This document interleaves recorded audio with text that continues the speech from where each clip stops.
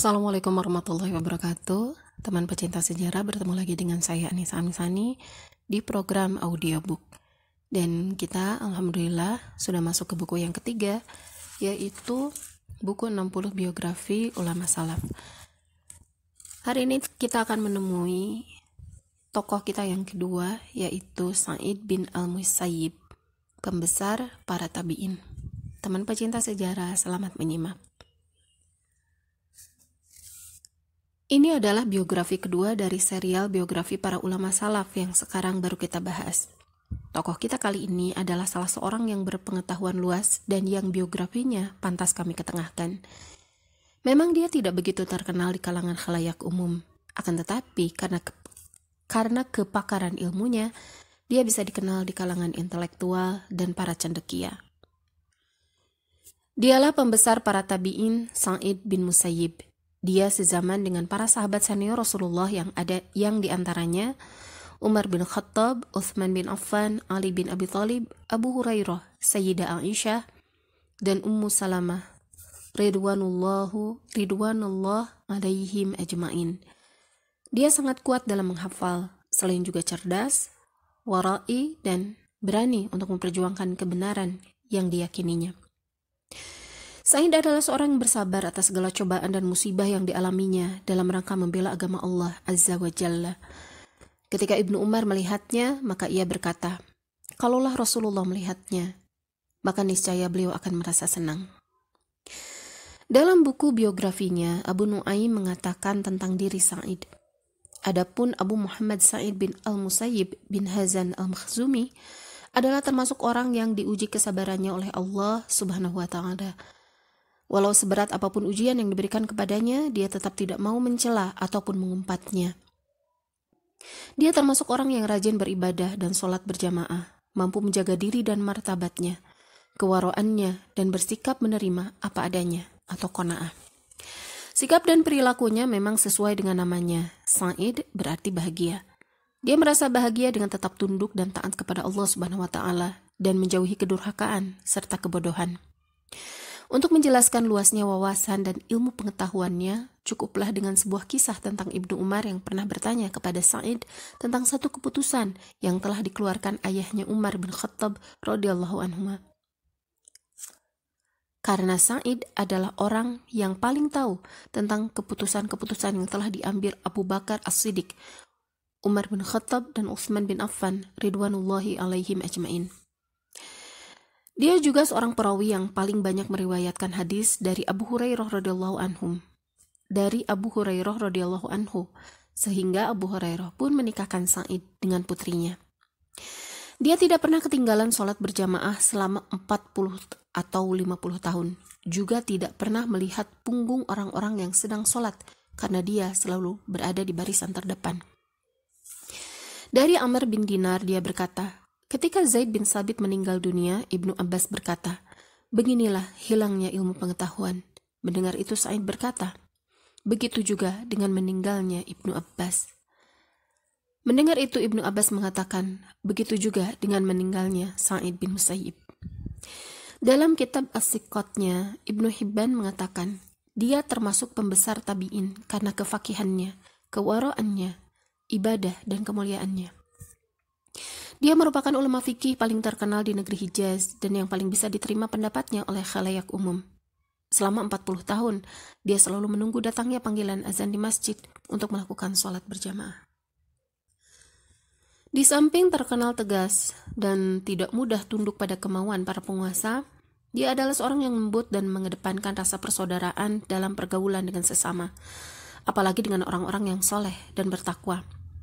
Dia tidak mau keluar dari masjid jika hanya untuk memenuhi panggilan Khalifah Abdul Malik bin Marwan yang ingin berbincang dengannya. Begitu juga kepada putranya, Khalifah Al-Walid bin Abdul Malik. Bahkan, Sa'id menolak lamaran Khalifah Abdul Malik bin Marwan untuk putranya Al-Walid. Sehingga Sa'id pun menerima hukuman dan siksaan. Dia menikahkan putrinya dengan salah satu muridnya yang bernama Ibnu Wada'ah dengan mas kawin uang 2 atau 3 dirham. Selain itu, dia juga menolak untuk membaiat, menyatakan ketaatan dan kesetiaannya kepada kedua putra Abdul Malik, yaitu Al-Walid dan Sulaiman bin Abdul Malik, menjadi putra mahkota untuk menggantikannya kelak. Semoga Allah Subhanahu wa Ta'ala memberikan rahmat yang luas kepadanya dan memberikan tempat di surganya yang paling tinggi.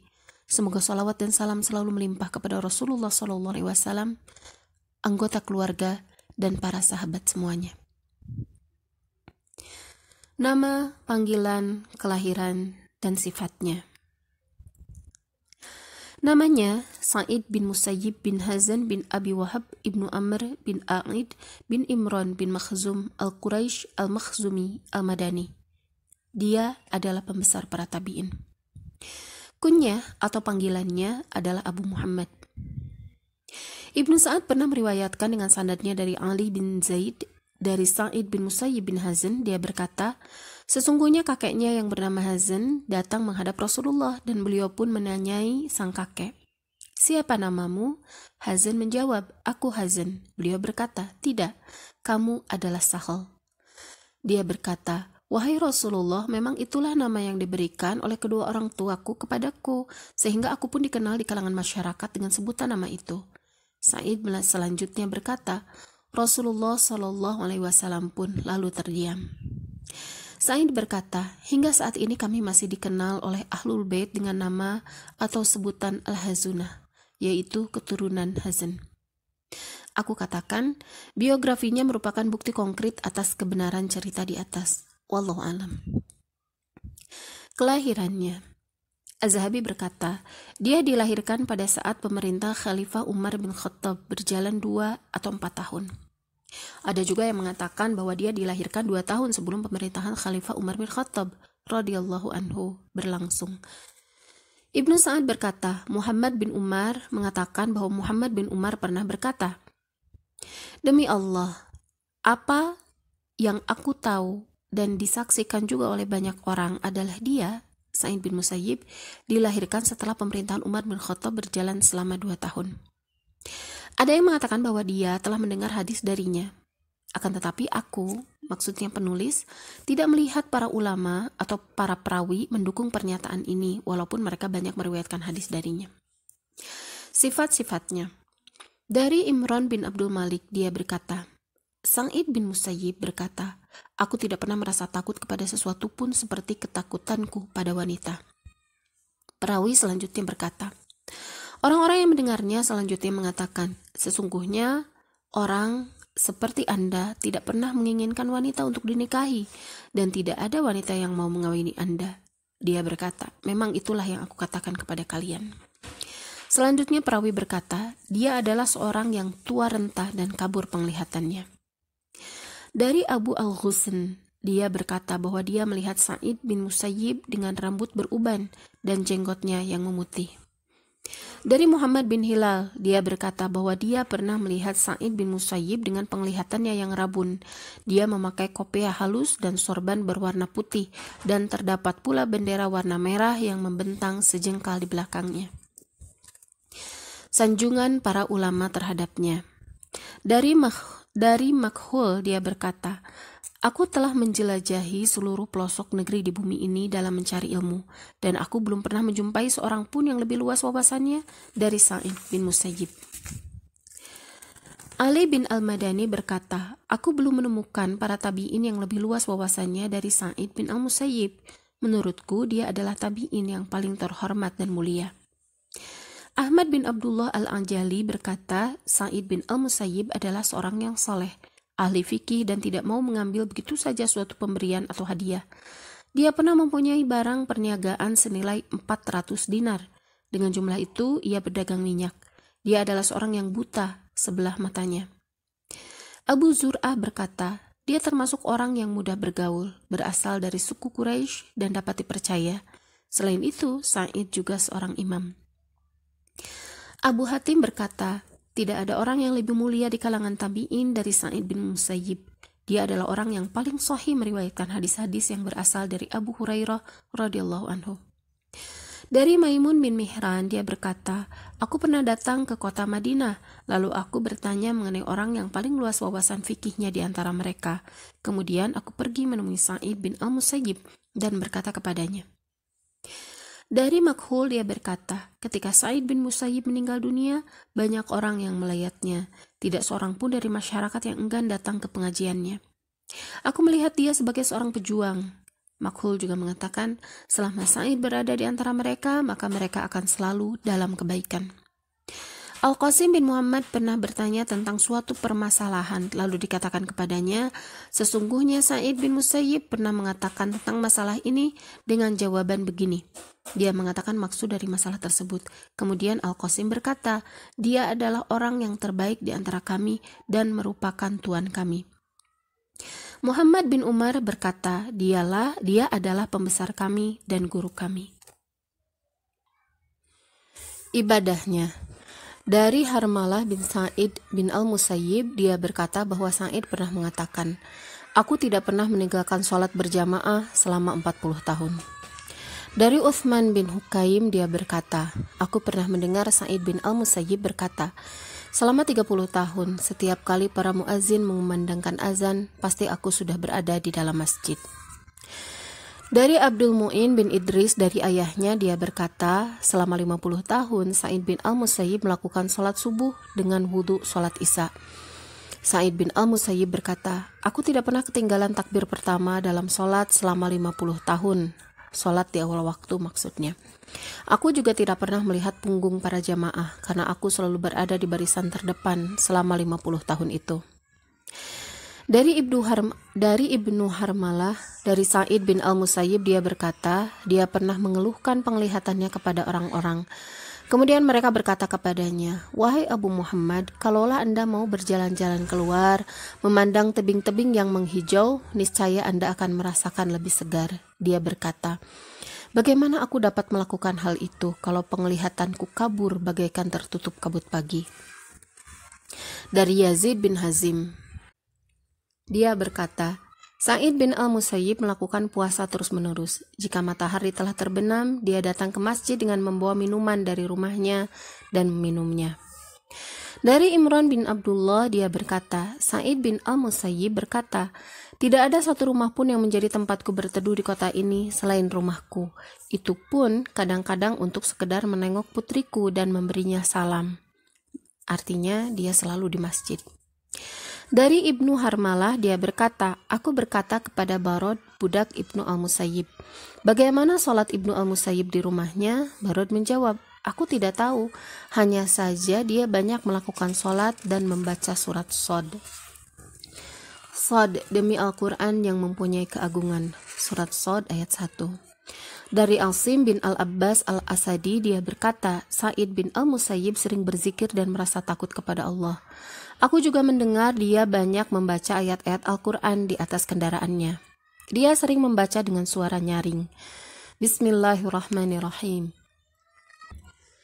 Dia senang mendengarkan syair, akan tetapi tidak mau melantunkannya.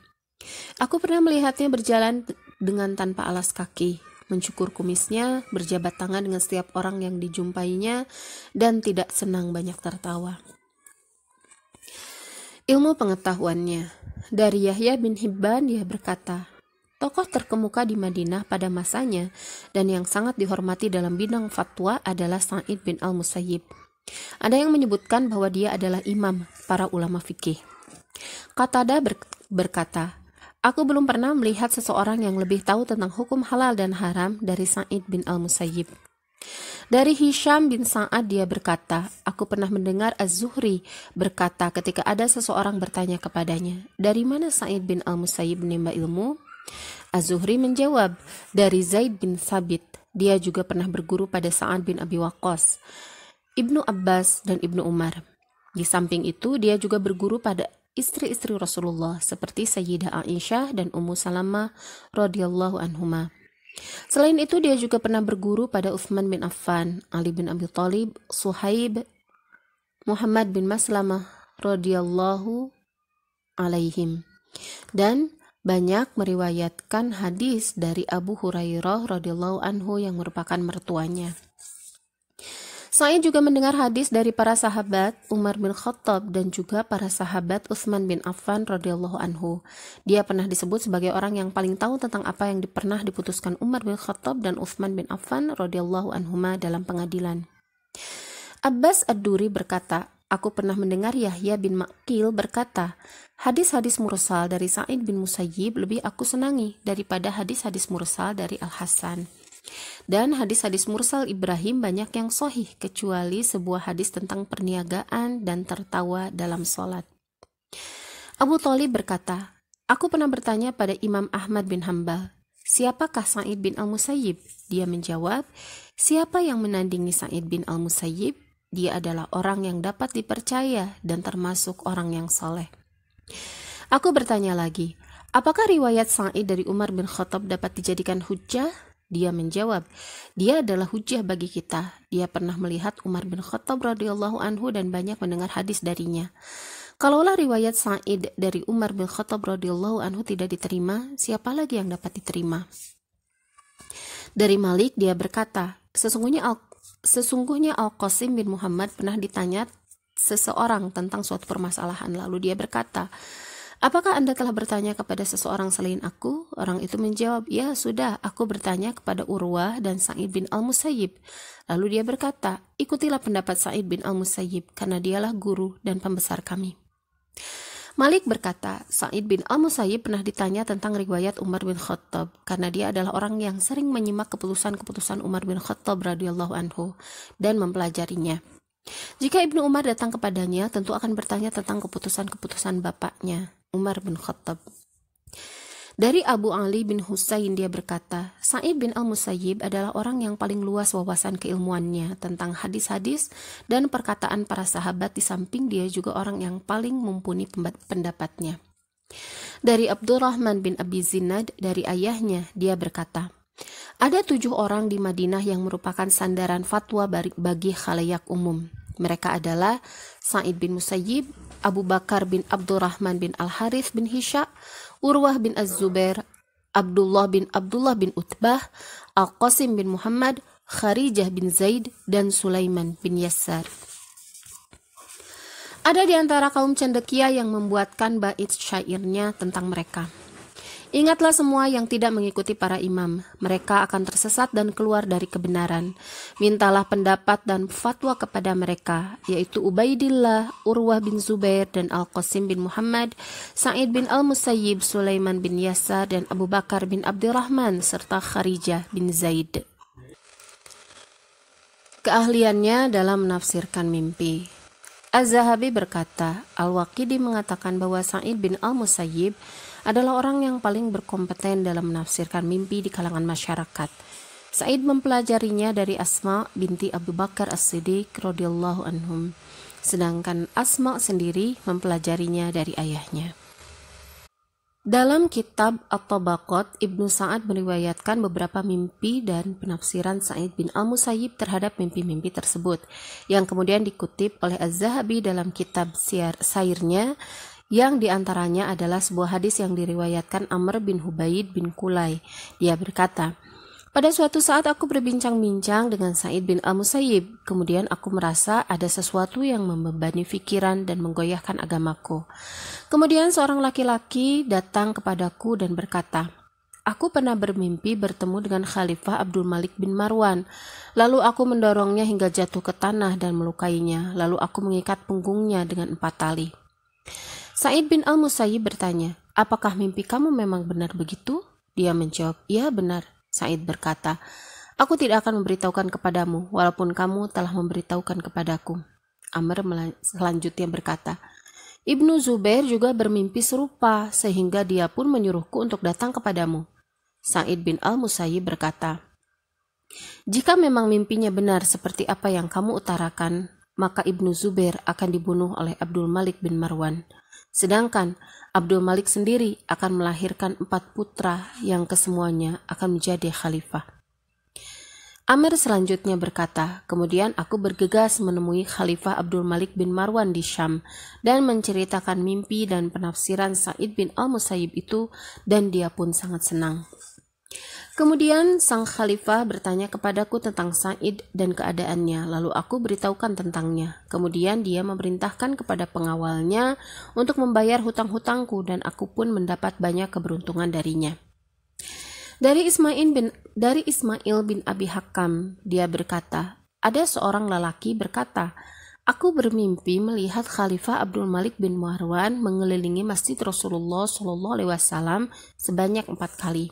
Kemudian aku menceritakan mimpi ini kepada Sa'id bin al-Musayyib dan dia berkata, jika memang mimpimu benar seperti itu, maka Khalifah Abdul Malik bin Marwan akan mempunyai 4 keturunan yang semuanya akan menjadi khalifah." Ada juga yang bertanya, "Wahai Abu Muhammad, aku bermimpi seolah-olah aku berada di balik bayangan matahari. Kemudian aku berdiri menatap matahari." Sa'id menjawab, "Jika mimpimu benar seperti itu, maka kamu akan keluar dari Islam." Laki-laki itu bertanya lagi, "Wahai Abu Muhammad, sesungguhnya aku melihat diriku dikeluarkan dengan paksa, sehingga aku berada di bawah terik matahari lalu aku duduk." Dia berkata, "Kamu akan dipaksa untuk kufur, keluar dari Islam." Perawi selanjutnya mengatakan, kemudian laki-laki itu benar ditawan dan dipaksa untuk keluar dari Islam. Lalu dia dilepaskan, dan di Madinah dia menceritakan kejadian yang menimpanya itu. Dari Imran bin Abdullah dia berkata, Hasan bin Ali bin Abi Thalib radhiyallahu anhuma pernah bermimpi seolah-olah di kedua matanya terdapat tulisan Qul huwallahu ahad, katakanlah bahwa Tuhan itu satu. Kemudian dia menceritakan mimpinya itu dan meminta penafsiran atau pendapat dari keluarganya. Lalu mereka menceritakan hal itu kepada Sa'id bin al-Musayyib. Sa'id lantas berkata, "Jika memang mimpinya benar seperti yang diceritakan, maka katakanlah bahwa dia tidak akan hidup lebih lama lagi." Akhirnya dia pun meninggal dunia setelah beberapa hari. Dari Syarik bin Abi Numair, dia berkata, "Aku berkata kepada Ibnu al-Musayyib, aku pernah bermimpi melihat gigiku banyak yang tanggal dan jatuh di telapak tanganku. Kemudian aku menguburkannya." Lalu Sa'id bin al-Musayyib berkata, "Jika memang mimpimu itu benar seperti yang kamu katakan, maka keluargamu akan mengubur beberapa gigimu yang tanggal." Dari Syarik bin Abi Namir dari al-Musayyib dia berkata, "Korma yang terlihat dalam mimpi adalah rezeki yang akan ada setiap saat dan kesempatan, karena korma merupakan rezeki bagi pemiliknya." Kewibawaan dan perjuangannya membela kebenaran. Dari Imran bin Abdullah dia berkata, "Sa'id mempunyai hak atas harta yang ada di Baitul Mal sebanyak 30-an ribu. Dia diundang untuk mengambilnya, akan tetapi dia menolaknya. Dia berkata, 'Aku tidak membutuhkannya.' Hingga Allah berkenan memberikan keputusan yang adil antara aku dan Bani Marwan." Dari Ali bin Zaid dia berkata, seseorang pernah berkata kepada Sa'id bin al-Musayyib, "Apa pendapat Anda tentang Al-Hajjaz bin Yusuf As-Saqafi yang tidak pernah mengutus seseorang kepada Anda dan tidak pula menyakiti Anda?" Sa'id menjawab, "Demi Allah, hanya saja dia pernah masuk masjid dengan ayahnya, kemudian melakukan sholat yang tidak sempurna ruku dan sujudnya. Lalu aku segera mengambil segenggam kerikil dan aku lemparkan kepadanya. Dan Al-Hajjaz pun berkata, aku merasa telah melakukan sholat yang baik." Dari Imran bin Tolhah Al-Khuzai dia berkata, pada suatu ketika Abdul Malik bin Marwan menunaikan ibadah haji. Ketika sampai di Madinah dan berdiri di pintu Masjid Nabawi, dia mengutus seorang pengawalnya kepada Sa'id bin al-Musayyib untuk memanggilnya. Akan tetapi Sa'id bin al-Musayyib tidak mempedulikannya. Kemudian utusan khalifah itu mendatanginya dan mengatakan, "Penuhilah panggilan Amirul Mukminin yang sedang berdiri di depan masjid. Dia ingin berbincang-bincang denganmu." Dia menjawab, "Amirul Mukminin tidak mempunyai urusan apapun denganku, dan aku pun tidak mempunyai urusan sedikit pun dengannya. Kalau memang dia mempunyai keperluan denganku, pastilah itu salah alamat." Kemudian utusan khalifah itu kembali dan melapor. Khalifah berkata, "Kembalilah dan katakan kepadanya bahwa aku hanya ingin berbicara dengannya dan tidak ingin apa-apa." Lalu utusan itu berkata kepadanya, "Penuhilah undangan Amirul Mukminin." Sa'id pun menjawab seperti semula. Akhirnya pengawal itu pun berkata dengan berangnya, "Kalaulah dia tidak memerintahku untuk memanggilmu, maka aku tidak akan kembali menghadap kepadanya kecuali dengan membawa kepalamu. Amirul Mukminin hanya ingin berbincang-bincang denganmu dan kamu bersikap seperti ini?" Sa'id menjawab, "Jika memang Amirul Mukminin ingin berbuat baik kepadaku, maka Anda akan mendapat keuntungannya. Dan jika dia menginginkan selain itu, maka aku tidak akan berdiri hingga harus ada seorang penengah di antara kami." Pengawal itu pun kembali dan melaporkan apa yang dia dengar. Kemudian Amir Mukminin berkata, "Semoga Allah memberi rahmat kepada Abu Muhammad. Dia memang bandel dan keras hati." Dari Amr bin Alsim, dari Salam bin Miskin, dari Imran bin Abdullah bin Talha al-Khuzai, dia berkata, ketika Al-Walid resmi diangkat menjadi khalifah, dia datang ke Madinah. Setelah berada di Madinah, dia lalu masuk ke sebuah masjid dan melihat seseorang yang sudah tua dikelilingi banyak orang. Al-Walid bertanya, "Siapa orang itu?" Orang-orang di situ menjawab, "Dia adalah Sa'id bin Al-Musayyib." Ketika sang khalifah duduk, dia mengutus pengawalnya untuk memanggil Sa'id bin Al-Musayyib. Lalu utusan khalifah itu pun mendatanginya dan mengatakan, "Penuhilah panggilan Amirul Mukminin." Dia menjawab, "Mungkin Anda salah menyebut namaku, atau mungkin dia mengutus Anda kepada orang selain aku." Kemudian utusan khalifah itu kembali dan melaporkan sikap Sa'id ini. Mereka membuat sang khalifah marah dan berniat untuk menghampirinya sendiri. Pada saat itu orang-orang masih ramai di dalam masjid, sehingga mereka menyambut sang khalifah dan berkata, "Wahai Amirul Mukminin, dia adalah ulama fikih di Madinah, pembesar kaum Quraisy dan juga teman dari ayahmu. Tidak ada seorang pun dari para khalifah yang bisa membuatnya memenuhi panggilan mereka." Mereka mengatakan begitu berulang-ulang, hingga akhirnya sang khalifah pun pergi darinya. Mungkin saja dia tidak mau memenuhi panggilan para khalifah tersebut karena melihat kezaliman yang mereka lakukan dalam menjalankan pemerintahan. Buktinya, dia pernah memenuhi panggilan dari Khalifah Umar bin Abdul Aziz yang pada saat itu sedang menjabat sebagai wali kota Madinah. Ibnu Sa'ad dalam kitab At-Tabaqat dari Malik bin Anas mengatakan, pada saat Umar bin Abdul Aziz menjabat sebagai khalifah, dia tidak pernah memutuskan suatu perkara kecuali setelah meminta pendapat dan bermusyawarah dengan Sa'id bin Al-Musayyib. Pada suatu ketika, Khalifah Umar bin Abdul Aziz pernah mengutus pengawalnya untuk menyatakan suatu permasalahan. Kemudian pengawal tersebut mengundangnya dan mengajaknya datang ke istana. Setelah Sa'id datang, Umar bin Abdul Aziz terburu-buru berkata, "Utusanku telah melakukan kesalahan. Aku hanya ingin menanyakan kepadamu tentang suatu permasalahan di majelismu." Dari Salamah bin Miskin dia berkata, "Imran bin Abdullah telah memberitahukan kepada kami," dia berkata, "Aku melihat sosok Sa'id bin Al-Musayyib adalah seorang yang lebih ringan untuk berjuang di jalan Allah dari seekor lalat." Menikahkan putrinya. Dari Abu Bakar bin Abi Dawud dia berkata, sebenarnya putri Sa'id bin Al-Musayyib telah dipinang oleh Khalifah Abdul Malik bin Marwan untuk dinikahkan dengan putranya yang bernama Al-Walid. Akan tetapi Sa'id menolaknya sehingga sang khalifah selalu berusaha dengan berbagai cara untuk mendapatkan persetujuannya.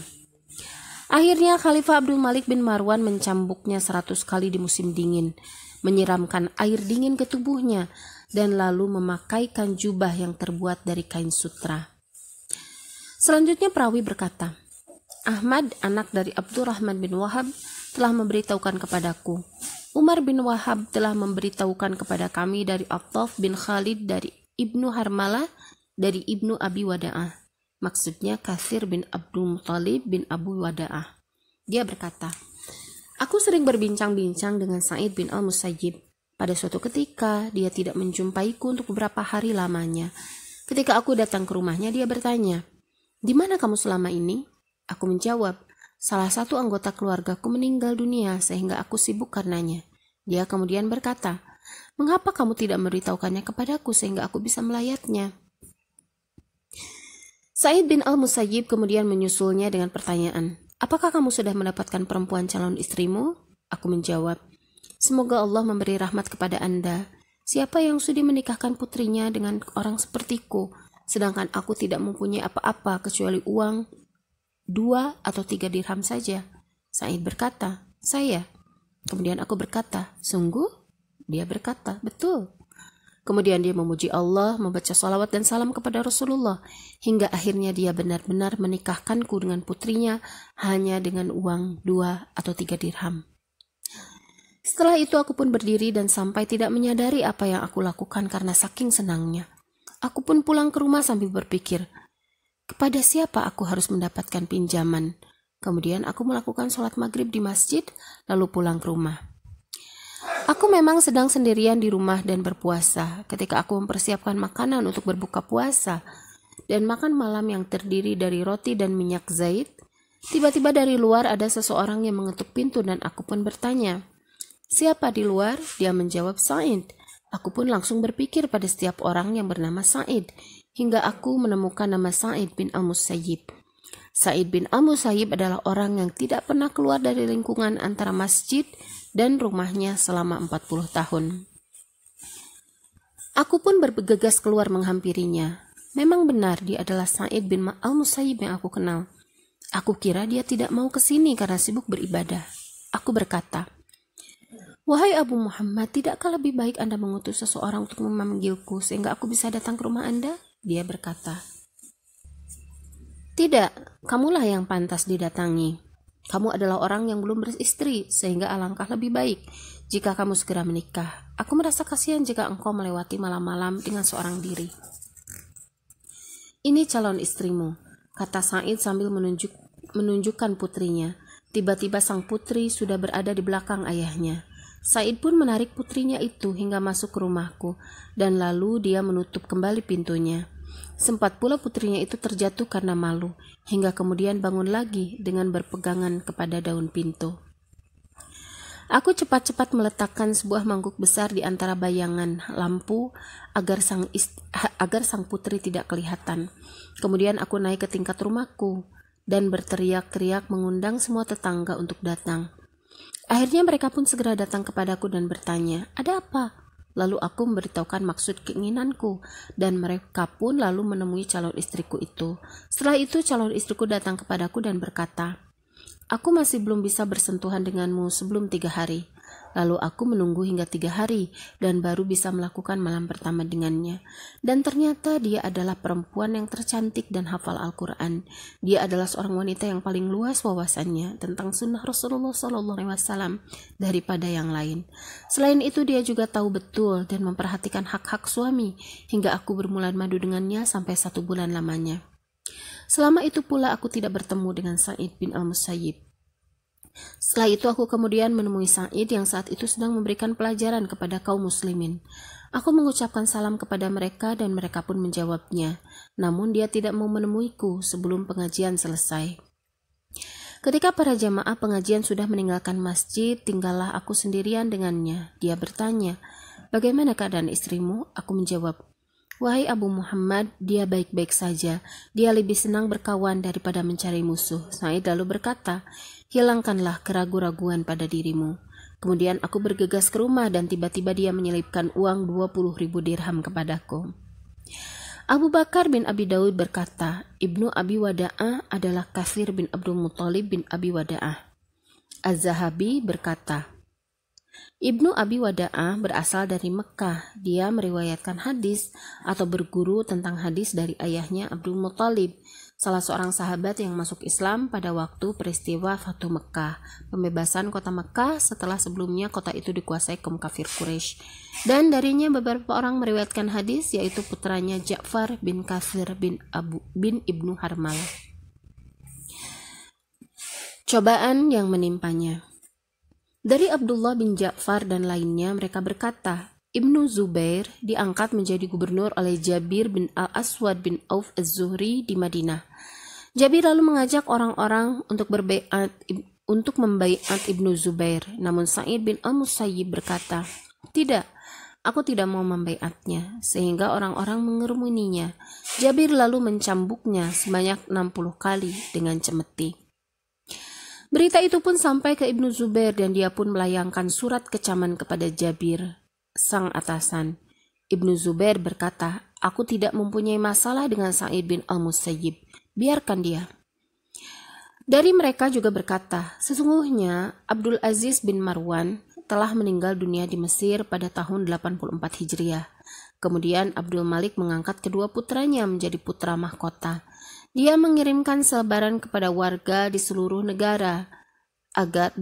negeri agar mereka mau membeatnya, menyatakan ketaatan dan kesetiaan mereka kepadanya. Akan tetapi Sa'id bin Al-Musayyib menolaknya dan berkata, "Aku akan melihat dulu sikap dan perilaku mereka berdua." Karena hal tersebut, Hisham lalu mencambuknya sebanyak 60 kali, memaksanya untuk berkeliling kampung dengan celana dalam yang terbuat dari rumbai-rumbai hingga mencapai puncak suatu bukit. Ketika mereka mengiringinya, dia bertanya, "Kemanakah kalian menggiringku?" Mereka berkata, "Ke penjara sebagai tahanan." Mendengar itu, Sa'id lantas berkata, "Demi Allah, ini pasti penyaliban, karena kalau tidak, aku tidak akan memakai pakaian dalam semacam ini." Mereka pun mengembalikan Sa'id bin al-Musayyib ke penjara dan menahannya. Hisham kemudian menulis surat kepada Khalifah Abdul Malik bin Marwan yang berisi tentang apa yang dilakukannya terhadap Sa'id bin al-Musayyib. Namun sang khalifah justru menegur apa yang telah dilakukannya itu terhadap Sa'id. Dalam suratnya, Abdul Malik mengatakan, "Demi Allah, sesungguhnya Sa'id bin al-Musayyib adalah orang yang seharusnya mendapat belas kasihan daripada harus dipukuli, meski kami tahu bahwa Sa'id memang tidak sependapat denganmu."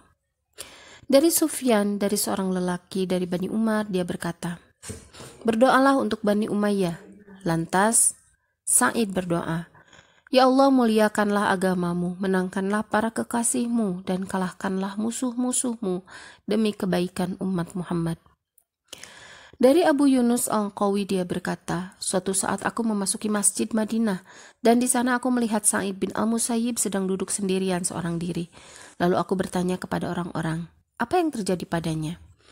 Ada yang mengatakan bahwa dia sedang dikucilkan, tidak seorang pun boleh mendekat dan mengajaknya bicara." Dari Qatadah dia berkata, "Sesungguhnya Ibnu al-Musayyib, jika ada seseorang yang ingin berbincang-bincang dengannya, dia berkata, 'Mereka telah menderaku dan melarang orang-orang untuk berbicara denganku.'" Guru dan murid-muridnya.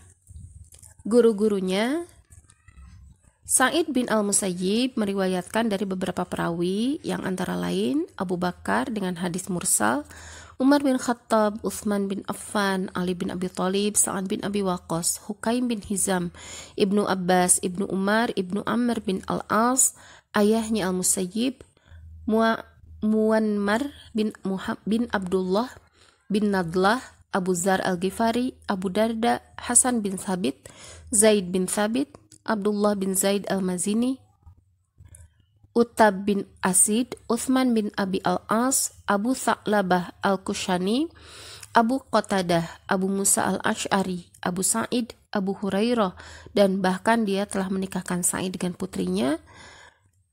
Kemudian guru berikutnya adalah Sayyidah Aisyah, Asma binti Umais, Khawlah binti Hukaim, Fatimah binti Qais, Ummu Sulaim, Ummu Syarik, dan Khalaq. Murid-muridnya, Al-Hafiz berkata, mereka yang meriwayatkan dari Sa'id bin al-Musayyib antara lain putranya sendiri Muhammad, Salim bin Abdullah bin Umar, Az-Zuhri, Qatadah, Syarik bin Abi Tamar, Abu Az-Zinad, Sulami, Sa'ad bin Ibrahim, Amr bin Murrah, Yahya bin Sa'id al-Ansari, Dawud bin Abi Hind, Tariq bin Abdurrahman, Abdul Hamid bin Jubair bin Syu'bah, Abdul Khalik bin Salamah, Abdul Majid bin Sahal, Amr bin Muslim bin Imarah bin Ukaimah, Abu Ja'far al-Baqir, Ibnu al-Munkadir, Hashim bin Utbah, Yunus bin Yusuf, dan Jamaah. Beberapa mutiara perkataannya. Dari Abdullah bin Muhammad dia berkata, Sa'id bin al-Musayyib telah memberitahukan kepada kami, dia berkata, seseorang tidak akan pernah mencapai kemuliaan dan kehormatan yang sebanding dengan kehormatan orang yang taat kepada Allah. Dan seseorang tidak akan terhina sebagaimana terhinanya orang-orang yang telah berbuat maksiat kepada Allah. Cukuplah pertolongan Allah bagi seorang mukmin ketika dia melihat musuh-musuhnya telah berbuat maksiat kepadanya, yaitu orang-orang yang beriman masih dijaganya untuk tidak melakukan maksiat seperti orang-orang kafir. Dari Abu Harmalah dia berkata, Sa'id bin al-Musayyib berkata, janganlah engkau mengaku sebagai ahli membaca Al-Quran dan ahli ibadah, karena Allah adalah zat yang maha agung, baik dan menyukai keindahan. Dari Ali bin Zaid dari Sa'id bin al-Musayyib dia berkata, tidak ada yang lebih mudah bagi setan untuk menggoda kecuali melalui perempuan. Kemudian Sa'id berkata kepada kami di mana saat itu umurnya sudah lanjut dan salah satu penglihatannya telah buta, sedang yang tersisa pun sudah kabur penglihatannya karena rabun. Tidak ada sesuatu pun yang lebih aku takutkan daripada perempuan. Dari Abdurrahman bin Harmalah, dia berkata bahwa dia pernah bertanya kepada Sa'id bin Al-Musayyib, "Aku menjumpai seorang lelaki yang mabuk karena perbuatannya sendiri. Apakah aku boleh untuk tidak melaporkannya kepada penguasa?" Dia menjawab, "Jika kamu bisa menutupinya dengan pakaianmu, maka tutupilah." Dari Abu Isa Al-Khurasani, dari Sa'id bin Al-Musayyib, dia berkata, "Janganlah kalian banyak berkawan dengan orang-orang zalim, kecuali dalam hati kalian harus mengingkari apa yang mereka lakukan, agar amal dan perbuatan kalian yang baik telah menjadi luntur karenanya." Agar amal dan perbuatan kalian yang baik tidak menjadi luntur karenanya. Dari Sufyan bin Uyainah, dia berkata, Sa'id bin Al-Musayyib pernah berkata, "Sesungguhnya dunia itu adalah sesuatu yang hina, dan semua orang yang suka kehinaan akan mencarinya. Dan yang lebih hina lagi adalah jika orang tersebut mengambilnya dengan cara yang tidak sah, mengambil yang bukan haknya dan menginfakkannya ke jalan yang tidak pada tempatnya." Sakit dan meninggalnya. Dari Abdurrahman bin Harmalah, dia berkata, "Aku menjenguk Sa'id bin Al-Musayyib di saat dia sedang sakit parah.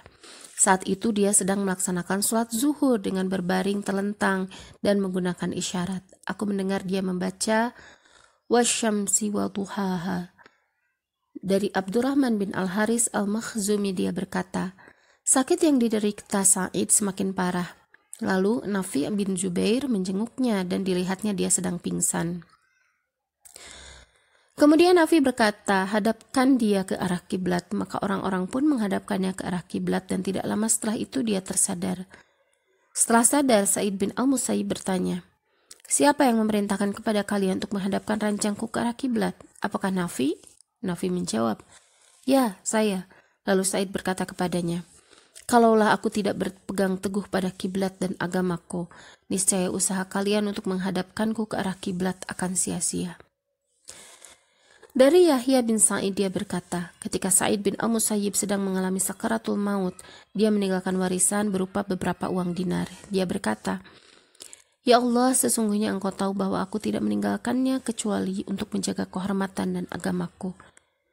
Maksudnya untuk membayar hutang ataupun untuk perjuangan Islam. Dari Abdul Hakim bin Abdullah bin Abi Farwah, dia berkata, Sa'id bin Al-Musayyib meninggal dunia di Madinah pada tahun 94 Hijriah pada masa pemerintahan Khalifah Al-Walid bin Abdul Malik. Pada saat meninggal dunia, dia berumur 75 tahun. Tahun di mana Sa'id meninggal dunia disebut sebagai Sanah Al-Fuqaha atau tahun bagi para ulama fikih, karena pada saat itu banyak ahli fikih yang meninggal dunia. Para ulama fikih yang meninggal dunia pada tahun tersebut antara lain Abu Muhammad Urwah bin Az-Zubair, Abu Bakar ibnu Abdurrahman bin Al-Harith bin Hisham bin Mughirah Al-Makhzumi, Zainal Abidin Ali bin Husain Al-Hashimi yang merupakan pembesar ulama dan ahli zuhud. Semoga Allah senantiasa memberikan rahmatnya kepada mereka semua. Semoga salawat dan salam selalu tercurah kepada baginda Rasulullah Sallallahu Alaihi Wasallam, keluarga dan para sahabatnya. Amin ya rabbal alamin.